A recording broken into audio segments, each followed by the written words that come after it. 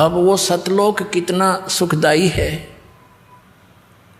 मन तू चल रे सुख के सागर, सुख सागर किसे कहते हैं? जहाँ दुख नाम की चीज ना हो, केवल सुख ही सुख हो। जैसे समुद्र में समुद्री जहाज 200 किलोमीटर चला जाता है, आज इधर उधर देखते हैं तो कोई वस्तु जल के अतिरिक्त दिखाई नहीं देती। जहाँ देखे वहाँ जल ही जल, जल ही जल, जल ही जल दिखाई देता है। इसी प्रकार सतलोक के अंदर बताया परमात्मा के ने, और साथ में उन महापुरुषों ने जिनको वो लेकर गए थे, गवाह बनाए, प्रत्यक्ष दृष्टा बनाए, उन्होंने बताया कि वो सुख सागर है। वहाँ कोई दुख नाम की वस्तु नहीं, कहीं पर भी। शंखों लहर मेहर की उपजे, और कहर नहीं जा कोई, दास गरीब अचल अविनाशी, और सुख का सागर सोई। अब क्या बताते हैं गरीबदास साहिब जी? परमात्मा के प्रत्यक्ष दृष्टा, भगवान को देखकर, वहाँ के स्थान को देखकर। जैसे पुण्यात्माओं दास के साथ तो बहुत बार बनी है ये कहानी। ये पिछले संस्कार थे, वो भक्ति अंगड़ाई लेती थी, तो कई बार एकदम ऐसी मन की स्थिति हो जाती थी, जैसे हम किसी ने कोई कटु वचन भी बोल दिया, उससे दुखी भी होते हैं, या कोई टेंशन बनी हुई होती है, या किसी के प्रति और वैसे द्वेष बना हुआ होता है, तो वो कति खत्म हो जाता। बिल्कुल सपने काफ़ी देर तक सोचते कि उसने ऐसा कष्ट दिया था, निकम्मा आदमी है, ये मन में ही नहीं आती। और ऐसा आता जैसे अपने से दिखाई देते। कोई टेंशन किसी प्रकार की अपने आप नष्ट हो जाती, काफ़ी देर तक, मतलब कुछ देर तक रहती वह। उसके जाने के बाद फिर देखते हैं वही जो की तो वैसा ही, उसने ऐसा कर दिया, देख उसने ऐसा नहीं करना चाहिए था, और वो चिंता, वो टेंशन फिर स्टार्ट हो जाती। तो वो एक मेहर की लहर थी, यानी अपना दुश्मन भी मित्र दिखाई देता था। वह लहर ऐसी हिलोर उठी अंदर से, और उसके जाने के बाद फिर वो कर न्यू का न्यू, वो न्यू कर दिया, वो न्यू हो गया, ऐसा हो गया, फलाना हो गया, वो कैसे होगा। तो ये कहर की लहर शुरू होगी, वो मेहर की लहर थी। तो गरीबदास साहिब जी कहते, शंखों लहर मेहर की उपजे। वह सारे ऐसे उमंग उठे, किसी के प्रति द्वेष से नहीं हो सकता, करने से चाहने से नहीं हो सकता, वह व्यवस्था ऐसी है। और वहाँ कोई राग द्वेष की बात तक कोई ना, कोई अभाव नहीं किसी चीज़ का। यहाँ तो हम डाकू बन गए, धनी बनने के लिए लुटेरे बन गए, डाके मारें, रिश्वत लें हैं, और मिलावट करें, 36 पंगे पाक जुगाड़ सा जोड़ें, सुखी होना चाहें, दूना दुख हो जाता है। इससे पाप इकट्ठे हो जाते हैं आपके सिर पे। वो धन तो आपके पास रहना नहीं, किसी और कारण से निकल जाएगा, और पाप सुरक्षित रह जाएंगे, वो तूने भोगने पड़ेंगे आप जी ने।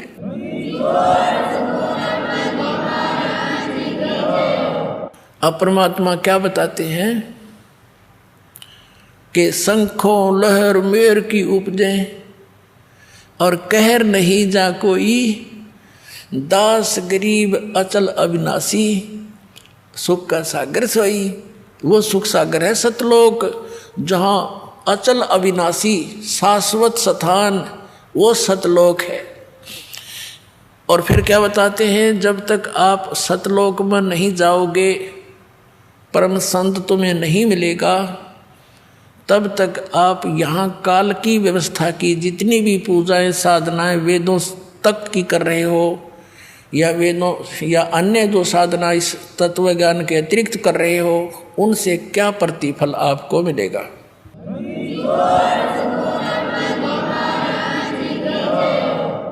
क्या बताते हैं, कोट जन्म तन वर्मत हो गे, कुछ ना हाथ लगा रे, कुकर सुकर खरबया बोरे, कौवा हंस बुगारे।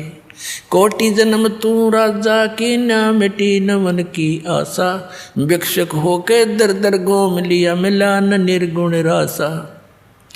इंद्र कुबेर ईश की पदवी, ब्रह्मा वरुण धर्मराया, विष्णुनाथ के पुर को जाके तू फिर भी वापस आया। असंग जन्म तन मरता होगे, जीवित क्यों न मरे रे। द्वादश मध्य महल मठ बोरे, बहुर न दे धर रे। दोजक भिष्ट सभी ते देखे, राजपाट के रसिया। तीन लोक से तरपत नाही, ये मन भोगी खसिया। सतगुरु मिले तो इच्छा मेटे, पद मिल पदे समाना। चल हंसा उस लोक पठाऊं, जो आदि अमर अस्थान। चार मुक्ति जहाँ चंपी करती, माया होरी दासी। दास गरीब अभय पद पर से, वो मिले राम अविनाशी। अब क्या बताया है कि जो साधनाएं आप करते रहे सतनाम और सार नाम के अतिरिक्त, उससे आपको क्या मिला। कोटि जन्म तो भरमत हो गए, कुछ नहीं हाथ लगा रे। कुकर कुत्ता सुकर सुअर खरगदा, कुकर सुकर खरबया बोरे, कौआ हंस बुगारे। कोटि जन्म तू राजा की ना, कोटि जन्म तू राजा की ना। मिटी न मन की आशा, और भिक्षुक होकर दर दर घूम लिया। ये मिला नहीं निर्गुण रासा। क्या बताते हैं गरीबदास साहिब जी अपने परमात्मा को साक्षात देखकर। पुणात्माओं, आज का सारा ही सत्संग, यानी ये जो तीनों दिन का सत्संग स्टार्ट जहाँ से हुआ था कि परमात्मा कौन है और ये जन्म मृत्यु का रोग हमारा कैसे नाश होगा, इसका जब तक हमें प्रमाण नहीं होगा कि किन महापुरुषों का यूँ रोग कटा और उन्होंने कौन से मंत्र यानी कौन सी औषधि प्रयोग करी,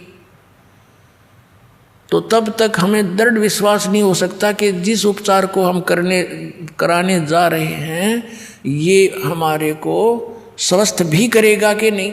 तो जब ये दृढ़ विश्वास हो जाएगा फिर तो आप इस पर समर्पित हो जाओगे और यो काम होगा ही होगा, क्योंकि ये प्रमाणित है और हो चुका है। तो इसमें क्या बताया है कि साधों से ती मस्करी और चोरा नाल खुशहाल, ये तो मल अखाड़ा जीतेंगे भाई युगन युगन के माल। ये अच्छी आत्माएं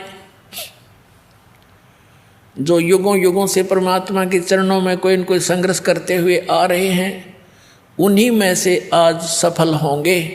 जैसे पहलवान होते हैं, एक्सरसाइज करते हैं, एक दूसरे के साथ कुश्ती करके संघर्ष करते रहते हैं, तो जब उनका आमना सामना दूसरे रेसलर से होता है तो उन्हीं में से विजयी होते हैं जो सक्सेस पहले से प्रैक्टिस कर रहे हैं। तो आप युगों युगों से करते आ रहे हो, आज की बात नहीं है। तो कहने का तात्पर्य यह है कि जो साधना हम कर रहे थे उन के लाभ होना था और होता रहा है। आपको तो पता ही नहीं, अब तो बालक हो, विद्यार्थी हो, टीचर ही मास्टर बताया करते हैं और डॉक्टर बताया करते हैं कि जो औषधि तुम खा रहे थे इससे लाभ ये नहीं होना था। तो क्या बताया है कि कोटि जन्म तू राजा की ना, मिटी ने मन की आशा। भिक्षुक होकर दर दर घूम लिया, पर मिला नहीं निर्गुण रासा। जैसे पुण्यात्मा ऐसी थी, राज भी त्याग कर परमात्मा की खोज में चल पड़े। कोई कहीं वनों में गए, उनका ये सोच थी कि वनों में साधु संत रहते हैं, पहाड़ों पर गुफाओं में रहते हैं और उन्होंने भगवान पा रखा होगा, वो हमें बता देंगे, हम भी साधना करेंगे। तो उनके पास वो गए, उन्होंने जैसा उनको मार्गदर्शन किया उन्होंने साधनाएं भी की। उनके द्वारा बताई गई साधनाओं भक्ति से क्या बेनिफिट हुआ, राजा बन गया, इंद्र का स्वर्ग का राज्य प्राप्त हो गया। लेकिन समय जब पूरा हो गया उस राज्य का, उसके पुण्य समाप्त हुए, तो फिर पृथ्वी पर आ गया, फिर पृथ्वी पर राजा बन गया। राज का समय पूरा होते हुए फिर यहाँ पृथ्वी पर कुत्ते गधे सुअर की योनियाँ प्राप्त करके यहाँ भटक रहा है। तो क्या बताते हैं, कोटि जन्म तन भरमत हो गए और कुछ नहीं हाथ लग्या रे। अब हम अपने जब तक सत्संग नहीं सुनते, अपने ही विचारों से, समाज के से सुने हुए उस ज्ञान से हम किस रंग में रंगे हुए थे, कोठी बना दें, बढ़िया कार ले लें और अच्छी प्रॉपर्टी बना दें अपने बच्चों के लिए।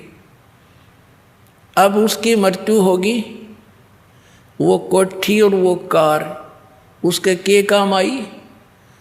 कुछ दिन के बाद बच्चे भी दुर्घटना से या कोई रोग से मर गया, कोठी वहीं रहेगी। तो कहने का भाव जो है, परमात्मा कहते हैं कि कोट जन्म तन बरमत हो गए, कुछ नहीं हाथ लगा रे। या मृत्यु होगी, पुण्य पाप के आधार से स्वर्ग और नरक में गया, वहाँ अपने समय का जितना निर्धारित था स्वर्ग का पूरा किया, फिर नरक का निर्धारित समय पूरा किया, फिर 84 लाख योनियों को भोगने के लिए पृथ्वी पर, और पृथ्वी पर आ गया तो फिर कुत्ता बन गया। कुत्ते का समय पूरा होते गधे की योनि में, गधे का पूरा होते फिर सुअर की योनि में। अब यहाँ गरीबदास साहिब जी ने बताया है, आगे गए ना बावड़े और रहते भी सब्जा, बावड़े माने वापस आए, और रहते भी सब्जा, और बिन साहिब की बंदगी की तो ठोर ठिकाना ना। अब जैसे यहाँ पुण्य पाप किए, पुण्य के आधार से स्वर्ग गए। अभी आपको बताया स्वर्ग का समय पूरा होता है, होते ही जबर बाई फोर्स, जैसे यहाँ जबरदस्ती मृत्यु आपकी की जाएगी, ऐसे जबरदस्ती वहाँ से मृत्यु करके आपको नरक के अंदर, नरक का समय पूरा होते फिर का चलो गधे की योनि में, गधे का समय पूरा होते चल कुत्ते की योनि में, उसका पूरा होते चल सुअर की योनि में। तो पुण्यात्माओं फिर एक टर्न वाइज एक नंबर एक मनुष्य जीवन फिर से मिलता है प्राणी को 84 लाख योनियों के कष्ट भोग कर। तो उसके अंदर अगर संत नहीं मिले और ये मार्ग नहीं मिला तो फिर वही चलो चलो वो उसको लू में फिर गिर जाओगे। पूरा पूरा प्रोसेस है ये 84 लाख योनियों के अंदर घूमने का। तो इसके लिए बताते हैं कि कोट जन्म तन भरमत होगे, कुछ ना हाथ लगा रे, और कुकर सुकर खरबया बोरे, कौवा हंस बगारे। कोटि जन्म तू राजा की ना मिटी न मन की आशा, और भिक्षुक ओ के दर दर घूम लिया, मिला ना निर्गुण रासा।